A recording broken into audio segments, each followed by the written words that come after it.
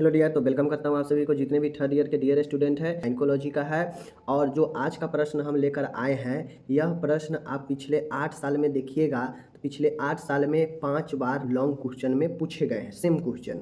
तो यह क्वेश्चन बहुत ज़्यादा महत्वपूर्ण है, आप इसे अच्छे से देखिएगा, समझिएगा। तो चलिए करते हैं हम लोग शुरू, ठीक है। देखिए, एक होता है प्रसव के बाद देखभाल और एक होता है प्रसव से पहले की देखभाल। प्रसव से पहले की देखभाल कहने का अर्थ है, प्रसव मतलब क्या होता है, लेबर, जब बच्चा जन्म लेता रहता है, एक डिलीवरी होते रहता है, उसी को ना प्रसव कहते हैं। लेकिन प्रसव से पहले और प्रसव के बाद, यानी प्रसव मतलब बच्चे के जन्म के बाद और बच्चे के जन्म से पहले। जन्म से पहले कहने का अर्थ क्या है कि गर्भ अवस्था। बच्चे के जन्म से पहले का अर्थ है कि जब तक लेबर प्रसव नहीं हुआ है तब तक तो गर्भ अवस्था ही होगा। तो चाहे आप गर्भ अवस्था कहिए या फिर प्रसव से पहले की देखभाल कहिए, एंटीनेंटल केयर कहिए, ठीक है। तो ये चीज़ें आज हम लोग समझेंगे कि एंटीनेंटल केयर क्या होता है और इस केयर के देने के क्या उद्देश्य होते हैं, यह केयर क्यों देना आवश्यक है, यह चीज़ें को हम लोग समझेंगे, ठीक है। सबसे पहले समझिए कि एंटीनेंटल केयर होता क्या है। माय डियर, एंटीनेंटल केयर जो होता है प्रसव पूर्व देखभाल या महिला की गर्भ अवस्था में देखभाल है। मैंने पहले ही बताया कि एंटीनेंटल प्रसव पूर्व का मतलब होता है कि गर्भ के अवस्था, मतलब जब गर्भ में महिला हो, ठीक है, प्रेगनेंसी में हो। तो प्रसव पूर्व देखभाल महिला की गर्भ अवस्था में देखभाल है, यानी गर्भ अवस्था के दौरान जो देखभाल किया जाता है उसी को हम लोग एंटीनेंटल केयर प्रसव पूर्व देखभाल बोलते हैं, ठीक है। यह देखरेख गर्भ अवस्था की शुरुआत से प्रारंभ होनी चाहिए। अब ये जो एंटीनेंटल केयर होता है, जब ये कन्फर्मेशन हो जाए कि एक महिला प्रेग्नेंट हो गई है, तो उस कन्फर्मेशन होने के साथ में ही जो है, यानी गर्भ अवस्था के शुरुआत से ही यह स्टार्ट हो जानी चाहिए। और चूँकि हम लोग जानते हैं कि जो पीरियड होता है प्रेगनेंसी का वह लगभग 9 मंथ के आसपास होता है। तो स्टार्टिंग से लेकर और जब तक बच्चे को लेबर प्रसव न हो तब तक यह देखभाल होनी चाहिए और गर्भ अवस्था की संपूर्ण अवधि के दौरान जारी रहना चाहिए। यानी गर्भ अवस्था के शुरुआत से ही प्रारंभ होनी चाहिए और गर्भ अवस्था के कंप्लीट होने तक, ठीक है, यानी प्रसव होने तक यह जो है देख रेख जारी रहना चाहिए। इसी को हम लोग एंटीनेंटल केयर कहते हैं। यानी जैसे ही ये पता चले कि एक महिला प्रेग्नेंट हो चुकी है तो वहाँ से देख रेख शुरू होना चाहिए स्टार्टिंग से, और लेबर होने तक, यानी प्रसव बच्चे के जन्म होने से पहले तक का जो देखभाल होगा वह सब एंटीनेंटल केयर में आ जाएगा। बातें को समझ गए? चलिए, अब इसका देखभाल करना क्यों आवश्यक है, ठीक है, इसका देखभाल करना क्यों आवश्यक है, इसके पीछे का क्या उद्देश्य है। तो इसके उद्देश्य जो है हम लोग देखते हैं कि यह प्रसव के पहले देखभाल यानी प्रेगनेंसी में गर्भावस्था में देखभाल करना क्यों जरूरी है। चलिए इसके उद्देश्य को समझते हैं। देखिए, गर्भ अवस्था के दौरान माँ की यथासंभव उत्तम देखरेख सुनिश्चित करना। अब यह इसलिए आवश्यक है कि प्रेगनेंसी के दौरान एक महिला यानी माँ की यथासंभव देखरेख सुनिश्चित करना, मतलब जब एक महिला प्रेग्नेंट होती है तो उससे बहुत सारे शारीरिक डिमांड, बहुत सारे न्यूट्रिशन, बहुत सारे जो एक नॉर्मल से हट के होता है वह सब चीज़ों का डिमांड बढ़ जाता है। इसलिए यह एंटीनेंटल केयर इसलिए ज़रूरी है ताकि उसको एक अच्छे देखभाल को सुनिश्चित किया जाए, निश्चित किया जाए कि देखभाल हमें ये चीज़ों का देखभाल देना है। तो एंटीनेंटल केयर इसलिए ज़रूरी है। दूसरा है कि गर्भावस्था के दौरान माँ की स्वास्थ्य और पोषणीय स्थिति को सुदृढ़ करना। अब एक नॉर्मल महिला है और एक प्रेग्नेंट महिला है, तो दोनों में काफ़ी अंतर हो जाता है। जो एक नॉर्मल महिला नॉर्मल भोजन करके नॉर्मल तरीके से भी रह सकती है, बट एक महिला अगर प्रेग्नेंट में है, गर्भ अवस्था में है, तो फिर उसे एक अच्छे स्वास्थ्य और एक अच्छे न्यूट्रिशन की बहुत ज़्यादा ज़रूरी हो जाती है। तो इस लिहाजा एंटीनेंटल केयर में माँ की स्वास्थ्य और पोषणीय मतलब पोषण स्थिति को सुदृढ़ करने के उद्देश्य से यह ज़रूरी है, ठीक है। तीसरा है जोखिम युक्त गर्भवती महिला, हाई रिस्क प्रेग्नेंट वोमेन की पहचान करना तथा उसका विशेष ध्यान रखना और सुरक्षित प्रसव कराना। आप लोग देखते होइएगा कि बहुत सारे महिला प्रेग्नेंट में रहती है तो उसको ज़्यादा परेशानी नहीं होता है, बट वहीं पे देखते होइएगा कुछ ऐसे कैटेगरी की महिला होती है जो प्रेगनेंसी हो होने शुरू होने से ही लास्ट तक उससे तरह तरह के समस्याओं का सामना करना पड़ता है। तो वही कहता है कि जो हाई रिस्क प्रेग्नेंट वुमेन है, मतलब ऐसा महिला जो गर्भावस्था में तो है बट उससे बहुत ज़्यादा समस्या का सामना करना पड़ रहा है, तो ऐसे महिलाओं को पहचानना कि कौन सी महिला हाई रिस्क में है और उससे सुरक्षित प्रसव कराना, यह जो है एंटीनेंटल केयर में किया जाता है, इसका ये उद्देश्य होता है। ठीक है, आगे है मतलब माता और शिशु को मृत्यु दर को कम करना। अब अगर अच्छे से एंटीनेंटल केयर दिया जाएगा, महिला को बढ़िया से देख रेख किया जाएगा, तो जो उसके अंदर पल रहे बच्चा है या खुद महिला के लिए भी जो है जो मृत्यु दर बन सकता है कारण, अगर देख रेख अच्छा नहीं होगा तो मृत्यु हो सकता है किसी कारण से। तो इस कंडीशन में मृत्यु दर को कम करना, चाहे वो मातृ मृत्यु दर हो चाहे वो शिशु मृत्यु दर हो। ठीक है, नेक्स्ट है सुरक्षित प्रसव, जीवित पूर्ण स्वस्थ शिशु का जन्म सुनिश्चित करना। अब लोग कहता है कि आप पेड़ लगा रहे हैं तो पहले पेड़ को अच्छे से जो है उसे छोटे से पेड़ लगता है, कोई भी तो अचानक नहीं से बड़ा हो जाता है। तो जो ये छोटे से लगता है तो इसको लगने के लिए अच्छे से देख रेख की ज़रूरत होती है। तो देख रेख ज़रूरत होती है तो पहले इसको आपको पानी देना पड़ेगा, खाद देना पड़ेगा, चूना ये सब वगैरह वगैरह पेड़ को दिया जाता है, सींचा जाता है, धीरे धीरे वह बड़ा होता है। तो उसी प्रकार से अगर आप चाहते हैं कि एक बच्चा अच्छे से स्वस्थ जन्म ले, ठीक है, अच्छा स्वस्थ शिशु जन्म ले, वह जीवित जन्म ले, ठीक है, कंप्लीट और जो प्रसव हो, जो लेबर हो वह अच्छा से हो जाए, तो इसके लिए उससे पहले जो है आपको एंटीनेंटल केयर बेहतर तरीके से एक महिला को करना पड़ेगा, एक प्रेगनेंसी महिला को। तब जाके गर्भावस्था में जब देख रेख अच्छा से करेंगे तो वह आगे जाके अच्छा बच्चा जन्म लेगा, सुरक्षित और जीवित बच्चा जन्म लेगा, स्वस्थ बच्चा जन्म लेगा। समझ गए? तो ये चीज़ें होता है। आगे है माँ को अपनी तथा अपने नवजात शिशु की देखभाल के लिए शिक्षित करना। अब ऐसा तो नहीं है कि हमेशा जो है एक महिला को प्रेगनेंसी वुमेन है गर्भावस्था में तो उसको हमेशा कोई दूसरा आदमी ही रहेगा पास में।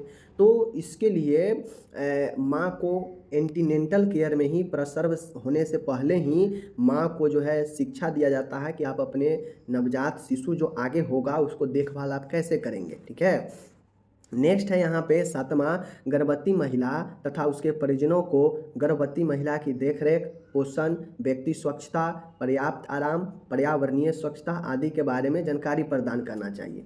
और इसका उद्देश्य, एंटीनेंटल केयर का उद्देश्य ये होता है कि आप एक गर्भवती महिला जो है उसको उसके फैमिली में, उसके परिवार में, उसके परिजन में जो है कैसे एक गर्भवती महिला को देख रेख करना है, क्या पोषण भोजन देना है, पोषण कैसे उसकी स्वच्छता बनाए रखना है, कैसे ज़्यादा से ज़्यादा आराम देना है, पर्यावरणीय स्वच्छता, शुद्ध वायु, ये सब कैसे जो है एक महिला को चाहिए गर्भवती होने पर, इसका शिक्षा देना, जानकारी देना भी जरूरी है एंटीनेंटल केयर में। ठीक है, आगे है गर्भवती महिला एवं उसके परिजनों से डिलीवरी के स्थान, नवजात की देखभाल आदि के बारे में विचार विमर्श करना।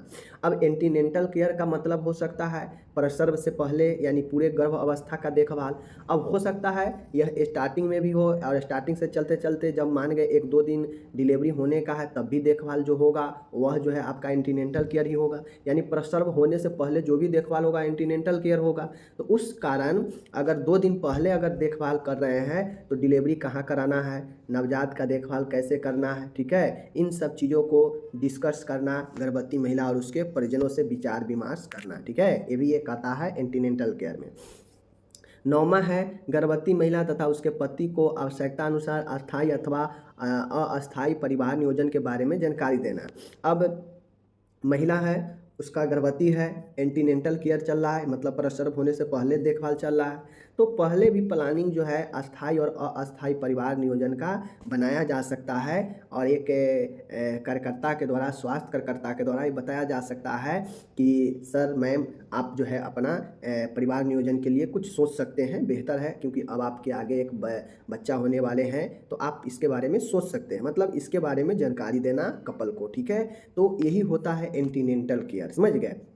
एंटीनेंटल केयर कुछ नहीं है, बस जब तक बच्चा जन्म नहीं लिया है उससे पहले एक महिला जब गर्भ में है, गर्भ अवस्था में है, तो शुरुआत से लेकर बच्चे के जन्म होने से पहले तक जो देखभाल होगा यही एंटीनेंटल केयर आता है। इसी एंटीनेंटल केयर को गर्भ अवस्था का देखभाल भी कहते हैं। समझ गए बातें को? चलिए, एक क्वेश्चन कंप्लीट हो गया। अब इसी में आपसे ये पूछेगा कि एंटीनेंटल केयर क्या होता है, क्या समझते हैं बताएं, और उसी में ए में रहेगा कि एंटीनेंटल केयर के बारे में समझाएं, और बी में रहेगा कि गर्भवती महिला, एक महिला गर्भ अवस्था में है, गर्भवती है, तो उसको प्रसव होने से पहले आप क्या क्या सलाह देंगे, यानी बच्चे को जन्म होने से पहले, जन्म देने से पहले आप क्या क्या सलाह देंगे, प्रसव के पूर्व यानी गर्भ अवस्था में एक महिला को क्या क्या सलाह देंगे। तो यह क्वेश्चन रहता है बी में। तो ए नंबर वाला अगर 2 नंबर का है तो बी नंबर वाला 8 नंबर के रहता है, इस तरीक़ा से पूछता है, और ये दोनों प्रश्न आपको बहुत ज़्यादा पूछा जा चुका है। तो चलिए हम आपको समझाते हैं कि एक गर्भवती महिला को या फिर एक प्रसव से पहले एक महिला को क्या क्या सलाह आप देंगे, ठीक है, क्या क्या एडवाइस देंगे, चलिए देखते हैं। सबसे पहले है एंटीनेंटल एडवाइस। एंटीनेंटल एडवाइस कहने का मतलब है कि गर्भकाल के दौरान गर्भवती महिला को निम्नलिखित सलाह देनी चाहिए। एक महिला है, ठीक है, एक महिला है, वह गर्भवती है यानी गर्भ अवस्था में है, तो उस दौरान क्या क्या सलाह देनी चाहिए, चलिए जो है हम लोग देखते हैं। पहला जो सलाह होता है वह पोषण से संबंधित सलाह होता है, ठीक है। कोई भी महिला है, गर्भ अवस्था में है, वह प्रसव से पहले उसको पोषण का बहुत ज़्यादा ज़रूरी हो जाता है, समझ गए, पोषण का बहुत ज़्यादा ख्याल रखा जाता है। यही कारण है कि आप देखते होइएगा कि एक गर्भवती महिला को काफ़ी जो है फल फूल उसके जो मन होता है उसको खिलाया जाता है। उसे जो है आयरन का गोली हो गया, कैल्शियम का गोली हो गया, फॉलिक एसिड का गोली हो गया, विटामिन डी का गोली हो गया, और मांस मछली फल फूल काफ़ी ज़्यादा उसे खिलाया जाता है ताकि उसका स्वास्थ्य बढ़िया रहे, क्योंकि डिमांड जो है उसके बॉडी का बढ़ जाता है, क्योंकि उसको खुद के साथ साथ उसके अपने बच्चों को भी पोषण देना रहता है, और जो पेट में पल रहे बच्चा होता है वह माँ से ही अपना जो है सब चीज़ प्राप्त करता है। तो ऐसे में एक महिला को अपना बॉडी के साथ साथ अपने बच्चे को भी, गर्भ में जो बच्चा है उसको भी डिमांड पूरा करना पड़ता है, तो उसके लिए उसे पोषण का बहुत ज़्यादा अतिरिक्त पोषण का ज़रूरी पड़ जाता है। तो उस दौरान पोषण से संबंधित सलाह बहुत महत्वपूर्ण हो जाता है। तो पहला जो एंटीनेंटल केयर में जो सलाह देंगे या फिर गर्भ अवस्था में जो सलाह देंगे वह सलाह यही होगा कि जो है पोषण से संबंधित सलाह। अब पोषण से संबंधित सलाह में देख लीजिए क्या क्या होगा।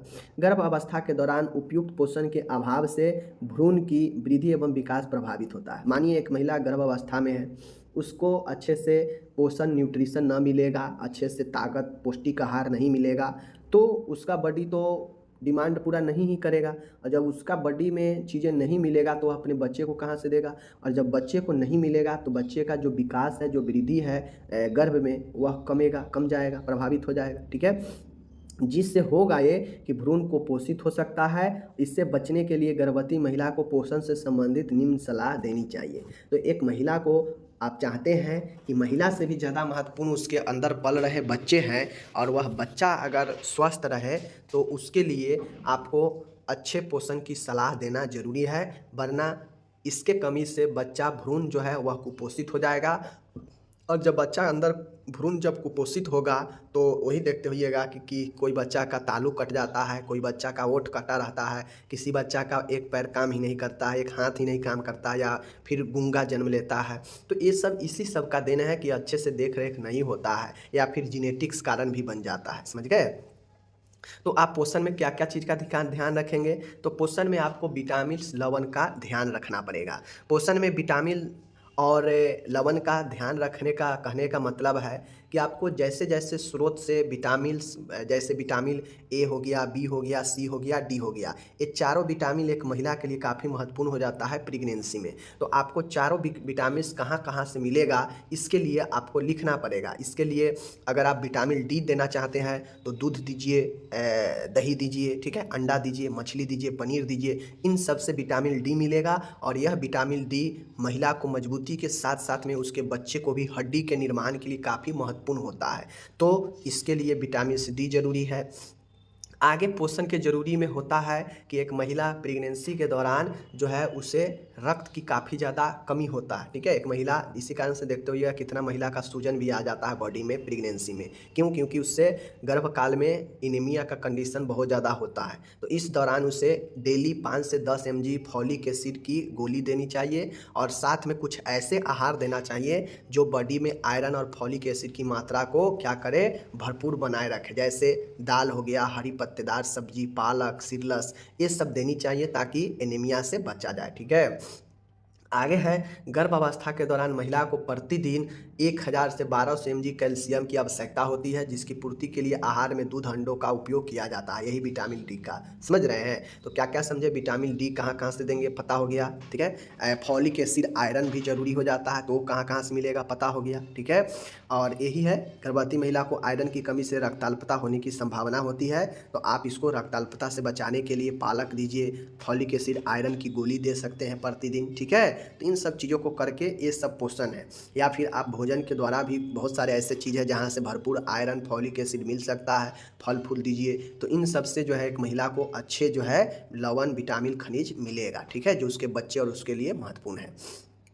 आगे आता है प्रसव पूर्व व्यायाम। अब प्रसव पूर्व व्यायाम से एक महिला को काफ़ी ज़्यादा व्यायाम हल्का फल्का करवाते रहना चाहिए, ठीक है।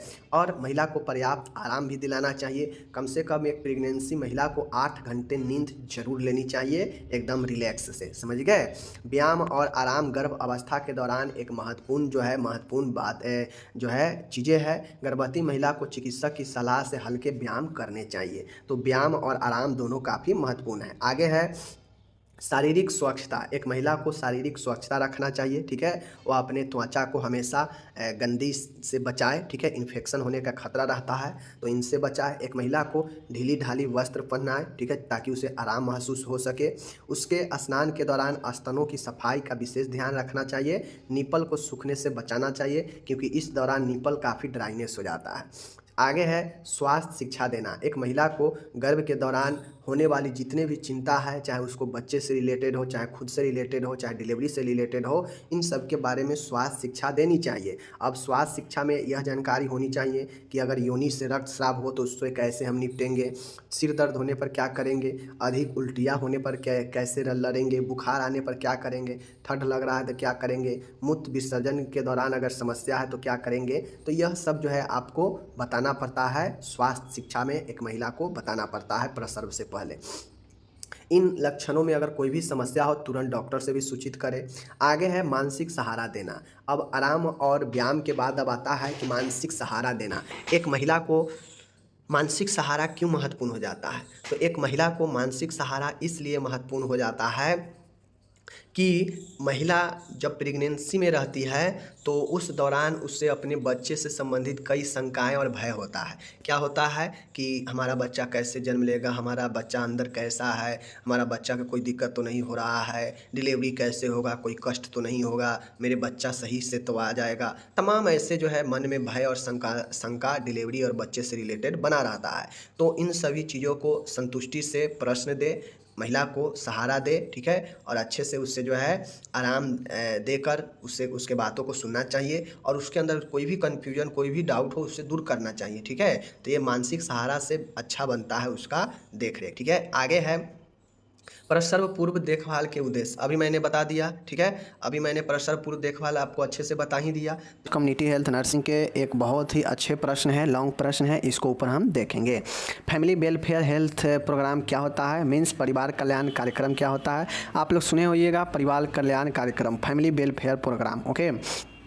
तो इसके बारे में देखना है। और इन कार्यक्रमों में जो सामुदायिक स्वास्थ्य नर्स होती है, कम्युनिटी हेल्थ नर्स होती है, इस कार्यक्रम में क्या भूमिका होता है कम्युनिटी हेल्थ नर्स को, यह प्रश्न होता है कि what is family welfare program, ठीक है, and roles of community health nurse in family welfare program, okay. चलिए देखते हैं एक एक। सबसे पहले हम लोग को जानना है फैमिली वेलफेयर प्रोग्राम होता क्या है, परिवार कल्याण कार्यक्रम होता क्या है। चलिए देखते हैं। भारत सरकार ने बढ़ती जनसंख्या पर रोकथाम लगाने हेतु 1953 में राष्ट्रीय परिवार नियोजन कार्यक्रम नेशनल फैमिली प्लानिंग प्रोग्राम की शुरुआत की थी। सबसे पहले आपको समझना होगा कि परिवार कल्याण कार्यक्रम क्या है। फैमिली वेलफेयर प्रोग्राम, नाम से ही इसका स्पष्ट है कि परिवार के कल्याण के लिए जो कार्यक्रम चलाया गया वही कहीं ना कहीं परिवार कल्याण कार्यक्रम है, ठीक है। अब देखिएगा, भारत सरकार ने हमारे चूँकि देश में जनसंख्या आज से नहीं बढ़ रहा है, शुरू से जो है बहुत तेज़ी से बढ़ रहा है, तो भारत सरकार ने बढ़ती जनसंख्या पर रोकथाम लगाने हेतु 1953 में राष्ट्रीय परिवार नियोजन कार्यक्रम नेशनल फैमिली प्लानिंग प्रोग्राम की शुरुआत की। तो आप लोग क्या लिखेंगे कि भारत सरकार ने बढ़ती हुई जनसंख्या पर रोक लगाने या रोकथाम करने हेतु जो है 1953 में जो है क्या किया, फैमिली प्लानिंग कार्यक्रम का शुरुआत किया, परिवार नियोजन कार्यक्रम की शुरुआत की थी, ठीक है, भारत सरकार ने। तो ये चीज़ें हो गया।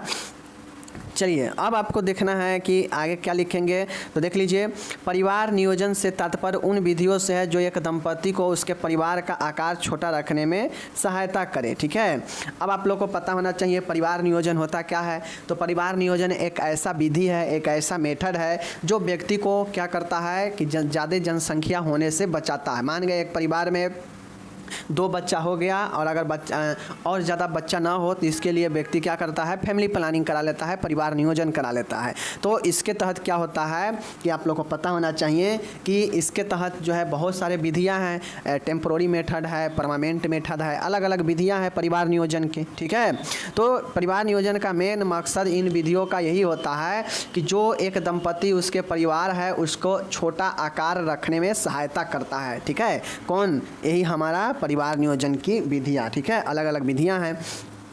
इसके अंतर्गत व्यक्तियों एवं दंपतियों को अनचाहे गर्भ से मुक्ति दिलाने तथा 2 बच्चों के मध्य कम से कम पर्याप्त अंतर हो, इसके लक्ष्य से जो है यह जो है क्या किया गया, आवश्यक जानकारियां एवं साधन उपलब्ध करवाने का लक्ष्य रखा गया।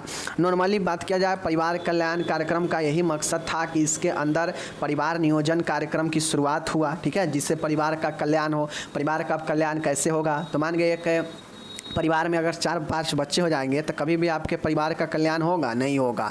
आप हमेशा कमाते रह जाइएगा, घर में हमेशा कंगाली रहते रह जाएगा। एक को पढ़ाइएगा तो दूसरा नहीं पढ़ पाएगा, तीसरा को पढ़ाइएगा तो चौथा नहीं पढ़ पाएगा। तो अधिक जनसंख्या का बहुत सारे परेशानियां होने लगता है। तो नॉर्मली परिवार फैमिली वेलफेयर प्रोग्राम के अंदर जो है 1953 में परिवार नियोजन कार्यक्रम, राष्ट्रीय परिवार नियोजन कार्यक्रम की शुरुआत की गई। जो क्या परिवार नियोजन का तात्पर्य यही होता है कि फैमिली परिवार के छोटे आकार रखने में सहायता करना।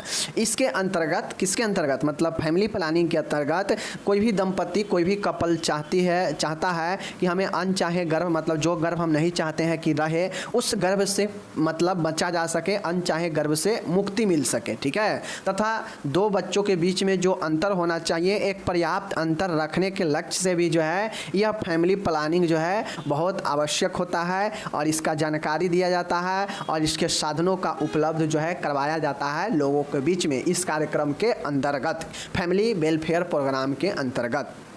तो ये चीज़ों को आप लोग को समझना है। ठीक है, समझ गए। चलिए, इस कार्यक्रम को प्रभावी ढंग से लागू करने के लिए परिवार जो है क्लिनिकों की स्थापना की गई। ठीक है, फैमिली प्लानिंग क्लिनिक्स की स्थापना की गई। अब यह जो कार्यक्रम है फैमिली वेलफेयर प्रोग्राम, इसको इफेक्टिव ढंग से लागू करने के लिए, इम्प्लीमेशन के लिए फैमिली प्लानिंग क्लिनिक्स की स्थापना की गई, परिवार क्लिनिकों की स्थापना की गई। ठीक है, स्वास्थ्य शिक्षा के द्वारा लोगों में जागरूकता उत्पन्न करना भी इस कार्यक्रम का एक महत्वपूर्ण और प्रमुख तत्व था। अब देखिए, फैमिली परिवार कल्याण कार्यक्रम का मुख्य जो सबसे बड़ा जो इसमें चीज़ें था वह परिवार नियोजन ही था, जिसमें परिवार नियोजन के लिए लोगों को बताना, शिक्षा देना, ठीक है, तमाम ऐसे जागरूक जो है करना, साधन उपलब्ध कराना, जैसे कंडोम वगैरह, पिल्स वगैरह, जो कि अस्थायी, यह सब परिवार नियोजन ही है। तो ये सब जो है उपलब्ध कराना, लोगों में जो है क्या करना, होम विजिट के माध्यम से हो या काउंसलिंग के माध्यम से एक उचित कपल जो एलिजिबल है फैमिली प्लानिंग के लिए, उसको जो है आवश्यक बातें बताना, फ़ायदा बताना, ये सब के सब जो है फैमिली वेलफेयर कार्यक्रम के अंतर्गत बताया गया और ज़्यादा से ज़्यादा फोकस जो है यही फैमिली प्लानिंग पर ही किया गया फैमिली वेलफेयर प्रोग्राम के अंदर। समझ गए चीज़ों को। तो ये चीज़ें हैं। अब आप लोग को जानना चाहिए कि फैमिली प्लानिंग अगर है तो इसका क्या लाभ है, क्या हानियाँ हैं, लोगों में इस चीज़ को बताया जाता है, स्वास्थ्य शिक्षा दिया जाता है। तो यह सब के सब जो है फैमिली वेलफेयर प्रोग्राम के अंतर्गत ही किया जाता है। इसके अंतर्गत जो है ये जो कार्यक्रम है इसको और ज़्यादा इफेक्टिव तरीके से लागू करने के लिए पारिवारिक क्लिनिकों, फैमिली प्लानिंग क्लिनिक्स की भी स्थापना की गई। ठीक है, बाद में इससे जो है हेल्थ एजुकेशन के द्वारा लोगों में जागरूकता उत्पन्न करना भी इस कार्यक्रम का एक महत्वपूर्ण तथ्य था। ठीक है ना, समझ गए चीज़ों को। चलिए आगे देखिए, यहाँ पे स्वास्थ्य शिक्षा के द्वारा लोगों को छोटे परिवार के फायदे एवं बड़े परिवार की सामाजिक आर्थिक हानियों से अवगत कराकर उन्हें परिवार का आकार छोटा रखने के लिए प्रेरित करना। अब इस कार्यक्रम के अंतर्गत देखिए, परिवार छोटा कैसे होगा, तो फैमिली प्लानिंग कराएगा तब ना परिवार का आकार छोटा होगा, परिवार का संख्या कम रहेगा। और जब परिवार का संख्या कम रहेगा, मान गए 5 बच्चे के जगह पर अगर 2 बच्चे हैं किसी को, तो क्या होगा, उसका मान गए अगर 10,000 भी अगर इनकम है तो अपने बच्चे को पाल लेगा और उससे पढ़ा देगा, ठीक है, और उसका जीवन अच्छा हो जाएगा। लेकिन मान गए एक तो इनकम कम है, ऊपर से 2 की जगह पर अगर 5 बच्चे हैं, 4 बच्चे हैं, तो सबको पहनावा ओढ़ावा खाना पीना चाहिए, जो कि एक अच्छा खाना पीना या पहनावा ओढ़ावा नहीं हो सकेगा इस समय में, ठीक है ना। उसके प्रकार आप सबको पढ़ा नहीं पाएंगे अच्छे से, जो शिक्षा होनी चाहिए। तो अनेकों हानियां हैं, समझ गए। अगर छोटे परिवार है तो इसका बहुत सारे लाभ है जो कि लोगों को बताया जाता है। बड़े परिवार का क्या हानियां हैं, लोगों में बड़े परिवार के हानियों के बारे में अवगत कराया जाता है, ठीक है। छोटे परिवार रखने के लिए व्यक्ति को प्रेरित किया जाता है। तो यह सब के सब जो है स्वास्थ्य शिक्षा में इसी कार्यक्रम के अंतर्गत, फैमिली वेलफेयर प्रोग्राम के अंतर्गत ही होता है, ठीक है। उन्हें 2 बच्चों के मध्य में कम से कम कितना अंतर रखना है, इसके लिए प्रेरित करना, ठीक है। अब जो भी कपल है, जो भी जोड़ा है, उसको जो है यह भी बताया जाता है कि आप एक बच्चे हो चुका है, तो फिर अब जब 2 बच्चे दूसरा बच्चे हो तो दूसरे बच्चे होने में कितने समय का अंतर लेना चाहिए, मतलब 2 बच्चों के मध्य में कम से कम 3 साल का अंतर हो, इस बात को लोगों को बताना, ठीक है। तब ये सब करने के लिए आवश्यक साधनों की उपलब्धता सुनिश्चित करना ही इस कार्यक्रम का मुख्य पहलू है। तो माय डियर, इस कार्यक्रम फैमिली वेलफेयर का मेन मकसद यही था कि कैसे व्यक्ति का परिवार का आकार छोटा किया जाए, कैसे जनसंख्या को जो है कम किया जाए, क्योंकि हमारे देश में काफ़ी देख रहे हैं लगातार जो है जनसंख्या बढ़ ही रहा है। तो 1953 में जो है हमारा फैमिली वेलफेयर प्रोग्राम के अंतर्गत जो है एक नेशनल फैमिली प्लानिंग प्रोग्राम आया, ठीक है, राष्ट्रीय परिवार नियोजन कार्यक्रम आया। इसमें जो है लोगों को परिवार छोटा रखने के लिए क्या फ़ायदे हैं, परिवार नियोजन क्यों कराना चाहिए, ठीक है, परिवार नियोजन के क्या फ़ायदे हैं, क्या लाभ है, क्या हानियाँ जो है बड़े परिवार का है, ये सब के सब जो है लोगों को प्रेरित करना इस कार्यक्रम का मुख्य उद्देश्य था, ठीक है। साथ ही लोगों को स्वास्थ्य शिक्षा देना, स्वास्थ्य शिक्षा में ये बताना कि परिवार होना चाहिए तो छोटे परिवार होनी चाहिए, संख्या छोटे होने चाहिए, इसका क्या लाभ है, बड़े परिवार की क्या हानियाँ होगा अगर बच्चे ज़्यादा करते हैं तो, ठीक है। परिवार का जो है आकार छोटा करने के लिए लोगों को प्रेरित करना, 2 बच्चों के बीच में कम से कम 3 साल का अंतर हो, इसके लिए लोगों को प्रेरित करना, और साथ में परिवार नियोजन के लिए जो साधन है उसको जो है लोगों के बीच में उपलब्ध कराने का सुनिश्चित करना, इन सभी कार्यक्रमों का मुख्य जो है उद्देश्य था, मुख्य पहलू है किस कार्यक्रम का, फैमिली वेलफेयर प्रोग्राम का, ठीक है। समझ गए चीज़ों को। चलिए अब माय डियर, इस कार्यक्रम का हमसे पूछेगा कि फैमिली वेलफेयर प्रोग्राम में सामुदायिक स्वास्थ्य नर्स की क्या भूमिका है। अब एक नर्स जो कम्युनिटी में काम करती है, समुदाय में, उसको इस फैमिली वेलफेयर प्रोग्राम में क्या क्या जो है उसका काम है, क्या क्या जो है उसका रोल है, इस रोल को बताना है। क्योंकि हम लोग जानते हैं इससे पहले जो हम लोग कम्युनिटी हेल्थ का जो वीडियो देखे थे तो वहाँ पे मैं आप लोग को बता रखा है कि कम्युनिटी हेल्थ नर्स जो है विभिन्न तरीक़ा के नेशनल हेल्थ प्रोग्राम में रोल अलग अलग तरीके से निभाती है, तो वो पढ़ाए थे। तो ठीक इसी प्रकार से यह भी एक कार्यक्रम है, तो इसमें सामुदायिक स्वास्थ्य नर्स की क्या भूमिका है, चलिए देखते हैं। परिवार कल्याण कार्यक्रम में सामुदायिक स्वास्थ्य नर्स के मुख्य कार्य निम्नलिखित है। मतलब फैमिली वेलफेयर प्रोग्राम में कम्युनिटी हेल्थ नर्स के जो कार्य है, जो रोल है, वह निम्न प्रकार है, यानी नीचे जो दिए गए हैं, ठीक है। पहला है परिवार के बारे में विस्तृत जानकारी प्राप्त करना। पहला पॉइंट है कि परिवार के बारे में डिटेल से जो है जानकारी प्राप्त करना, ठीक है। सामुदायिक स्वास्थ्य नर्स के द्वारा परिवार के विस्तृत जानकारी प्राप्त की जाती है, बिल्कुल सही है। जैसे परिवार के सदस्य कितने हैं, उम्र कितना है उसका, सबका लिंग कौन सा है, ठीक है, शैक्षणिक योग्यता सबका कितना है, आर्थिक स्तर कितना है परिवार का, परिवार में सदस्यों की स्वास्थ्य संबंधी कोई समस्या, किसको कौन सा समस्या है, ठीक है, मासिक आय मतलब सबके मंथली इनकम कितना है, टीकाकरण लगा है या नहीं लगा है, आदि की जानकारी वह परिवार से प्राप्त करती है। तो नर्स के पहला कार्य या भूमिका ये होता है कि वह कम्युनिटी हेल्थ में सामुदायिक स्वास्थ्य नर्स है तो उससे परिवार के बारे में डिटेल जानकारी प्राप्त करना होता है। जैसे परिवार की संख्या, उसका उम्र, लिंग, उसका जो है शैक्षणिक योग्यता, आर्थिक स्तर, मंथली इनकम, ठीक है ना, परिवार में स्वास्थ्य संबंधी समस्या, टीकाकरण, इस सब के बारे में जानकारी प्राप्त की जाती है और यह नर्स के काम है। दूसरा है परिवार की स्वास्थ्य संबंधी समस्याओं को पता लगाना। अब हम लोग ऊपर में देखे हैं कि परिवार की आवश्यकताओं को पता लगाना, ठीक है, जानकारी प्राप्त करना, तो उसमें देखे हैं कि स्वास्थ्य संबंधी समस्याओं को पता लगाना। तो यहाँ पे यह एक हेडिंग ही बन गया, चूँकि परिवार में स्वास्थ्य से जुड़ी हुई बहुत सारे समस्या हो सकते हैं और होते भी हैं, तो इसका पता लगाना नर्स का एक कार्य होता है, ठीक है। कैसे, या भूमिका कहिए, ठीक है ना। सामुदायिक स्वास्थ्य नर्स परिवार के सदस्यों से वार्तालाप कर उनके स्वास्थ्य से जुड़ी हुई समस्याओं को पता लगाती है और परिवार के सदस्यों को उनकी आवश्यकता अनुसार स्वास्थ्य सेवाएं उपलब्ध कराती है। अब दूसरा पॉइंट ये कह रहा है कि जो नर्स होती है वह परिवार के सदस्यों से वार्तालाप करती है, बातचीत करती है और स्वास्थ्य से जुड़ी हुई समस्याओं को पता लगाती है और परिवार के सदस्यों के उनकी आवश्यकता अनुसार स्वास्थ्य सेवा जो है उपलब्ध कराती है। समझ गए चीज़ों को।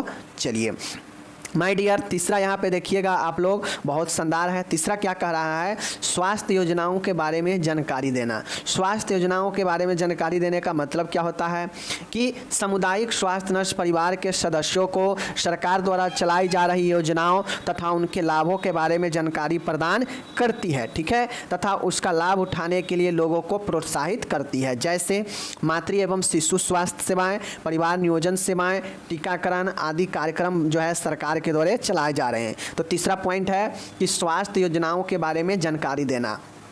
कम्युनिटी हेल्थ नर्स जो होती है अपने समुदाय में लोगों को स्वास्थ्य से जुड़ी हुई जो भी योजना है सरकार के द्वारा चलाई जा रही है उसके बारे में लोगों को जानकारी देना, उसका क्या फ़ायदे हैं लोगों को इसके बारे में जानकारी देना, ताकि ज़्यादा से ज़्यादा लोग जो है इस स्वास्थ्य से जुड़ी हुई योजनाओं को लाभ ले सके। क्योंकि सरकार जो भी योजना चलाती है वह लोगों के लिए ही चलाती है, आम पब्लिक के लिए ही चलाती है। तो ऐसे में ज़्यादा से ज़्यादा लोग इसका लाभ ले सके तो नर्स इसमें भूमिका निभाती है। तो ये हो गया हमारा तीसरा पॉइंट कि स्वास्थ्य योजनाओं के बारे में जानकारी देना। ओके, चलिए ये हो गया स्वास्थ्य से जुड़ी हुई योजनाओं के बारे में लोगों में जानकारी देना, जैसे मातृ एवं शिशु स्वास्थ्य सेवाएं, ठीक है, उसके बाद है परिवार नियोजन सेवाएं और टीकाकरण आदि सेवाएं, ठीक है। तो ये कुछ सेवाएं हैं जो कि एक नर्स के द्वारा लोगों में बताया जाता है। अलग अलग बहुत सारे स्वास्थ्य की योजनाएं आते हैं तो वो भी जो है नर्स क्या करती है अपने समुदाय में लोगों को अवगत कराती है, बताती है इसके लाभों के बारे में, ठीक है ना। माय डियर, चौथा है निरीक्षण करना, सुपरविजन करना। सामुदायिक स्वास्थ्य नर्स अधीनस्थ स्वास्थ्य कार्यकर्ता, स्वास्थ्य सहायक आदि के कार्यों को देखभाल करती है। वह परिवार के सदस्यों द्वारा दिए गए देखभाल का निरीक्षण करती है, ठीक है। निरीक्षण करने का मतलब होता है सुपरविजन करना, ठीक है, या ऑब्जर्वेशन करना। माय डियर, जैसे जो कम्युनिटी हेल्थ नर्स होती है उसके अंदर में बहुत सारे स्वास्थ्य कार्यकर्ता जो है शामिल होती है, स्वास्थ्य कार्यकर्ता जो है काम करती है, ठीक है। तो ऐसे में होता यह है कि जो भी मान गए हम किसी भी डिपार्टमेंट में हम सीनियर लेवल पर है तो कहीं ना कहीं हमारे से कोई जूनियर होगा ही होगा। तो अगर हमसे जूनियर होगा तो सीनियर का क्या काम होता है कि हम अपने जूनियर के कामों को जो है क्या करें, देखभाल करें, ठीक है ना। और साथ में जो वह जो है काम कर रहा है या जो वह लोगों को सहायता दे रहा है उसको सहायता को जो है हम देखेंगे कि कैसे सहायता दे रहा है, गलत तरीके से दे रहा है या सही तरीके से दे रहा है, उसका ऑब्जर्वर करेंगे, ठीक है। तो मुख्यतः नर्स का भी काम यही होता है कि वह अन्य उसके अंदर जो अधीनस्थ स्वास्थ्य करता है, जो स्वास्थ्य सहायक है आदि जो है उसके कार्यों को देखभाल करना और साथ में परिवार के लोगों को जो भी दिया गया देखभाल है उसको निरीक्षण करना। तो ये निरीक्षण करना हो गया नर्स के भूमिका। पाँचवा है स्वास्थ्य शिक्षा प्रदान करना। अब इसी फैमिली वेलफेयर के अंतर्गत नर्स का ये भूमिका होता है कि वह स्वास्थ्य शिक्षा प्रदान करना। पाँचवा पॉइंट है स्वास्थ्य शिक्षा प्रदान करना। इसका मतलब होता है कि कम्युनिटी हेल्थ नर्स जो है वह स्वास्थ्य शिक्षा देने में लोगों को मदद करेगी, अपनी भूमिका निभाएगी, ठीक है ना। जैसे लोगों को स्वास्थ्य के बारे में जागरूकता करना, ठीक है, कैसे जो है संक्रामक बीमारियों से बचना है, कैसे साफ सुथरा रहना है, ठीक है, कैसे समय पर टीकाकरण लगाना है, कैसे फैमिली प्लानिंग समय पर करवाना है। तो तमाम चीज़ों के जो है बारे में स्वास्थ्य शिक्षा प्रदान करना ही नर्स का एक भूमिका होता है। किसी भी कार्यक्रम में स्वास्थ्य शिक्षा जो है देती ही देती है। तो फैमिली प्लानिंग में भी जो है वह क्या करेगी, स्वास्थ्य शिक्षा देंगे ही देंगी। ठीक है, चलिए छठा है रिकॉर्डिंग एवं रिपोर्टिंग करना। अब हम लोग शुरू से पढ़ रहे हैं कि नर्स का एक काम और सबसे महत्वपूर्ण काम होता है कि नर्स जो भी काम अभी तक की है शुरू से लेकर अंतिम तक, वह जो है सभी कामों को अपना जो है रिकॉर्डिंग एवं रिपोर्टिंग करती है।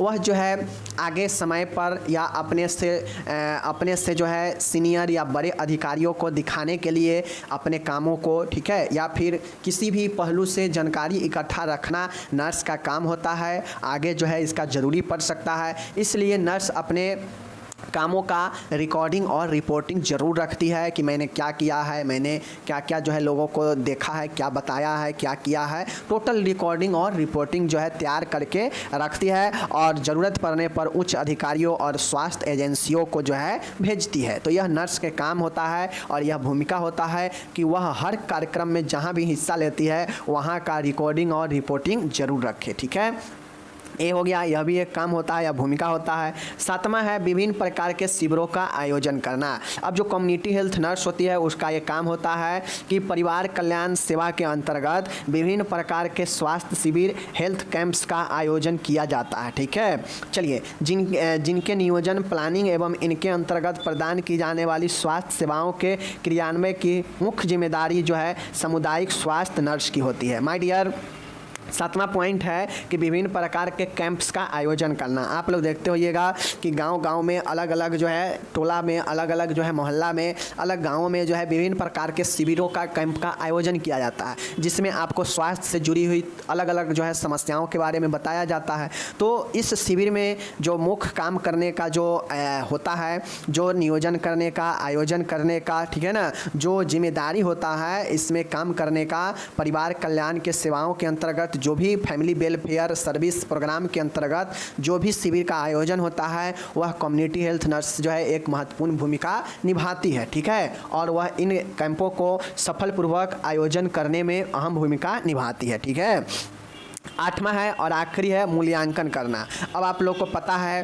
कि कोई भी, आप शुरू से पढ़ रहे हैं, फर्स्ट ईयर में भी पढ़ रहे हैं कि और यहाँ भी पढ़ रहे हैं कि नर्स अपने कामों को सबसे लास्ट में मूल्यांकन जरूर करती है। चाहे किसी भी क्षेत्र में कोई भी व्यक्ति अपने पूरे जीवन के पढ़ाई का, पूरे जीवन के कामों का और जो है वह इवैल्यूएशन मतलब वह मूल्यांकन कर सकता है कोई भी व्यक्ति अपने अपने क्षेत्र में। ठीक है, मूल्यांकन बेसिक होता है कि आप पता कर सकते हैं मूल्यांकन के जरिए कि हम जो भी काम किए हैं कितना ज़्यादा इफ़ेक्टिव हुआ है या इफ़ेक्टिव नहीं हुआ है। आप मूल्यांकन के जरिए अगर कोई काम इफ़ेक्टिव नहीं पता लगा है तो आप पुनः उस काम को शुरू कर सकते हैं। ठीक है, अगर वो काम आपसे न होने वाला है तो आप उस कामों से दूर हो जाते हैं। तो मूल्यांकन व्यक्ति को जो है एक सफल काम होने का जो है बताता है, रिजल्ट बताता है। ठीक है, मूल्यांकन के जरिए कम्युनिटी हेल्थ नर्स जो है जो फैमिली वेलफेयर है, परिवार कल्याण जो प्रोग्राम है, इसके अंतर्गत जो जो सेवाएं प्रदान की जाती है इसका मूल्यांकन करती है। ठीक है, मूल्यांकन करने के बाद जो है वह परिवार के सदस्यों में क्या जो है स्वास्थ्य सेवा दिया है, ठीक है, क्या जो है सेवा प्रदान की है, उसके बाद सेवा प्रदान करने के बाद उस परिवार में क्या परिवर्तन आया है, क्या जो है वह जो है कमी रह गया है उस काम में। ठीक है, इन सभी चीज़ों के बारे में मूल्यांकन के जरिए वह पता लगाती है लास्ट में। ठीक है, तो यही हमारा नर्स का, कम्युनिटी हेल्थ नर्स का यह 8 भूमिका है। आप यह भूमिका कहिए या इसको कार्य कहिए, इस कार्यक्रम में इसको आपको लिखना है और आपसे पूछता भी है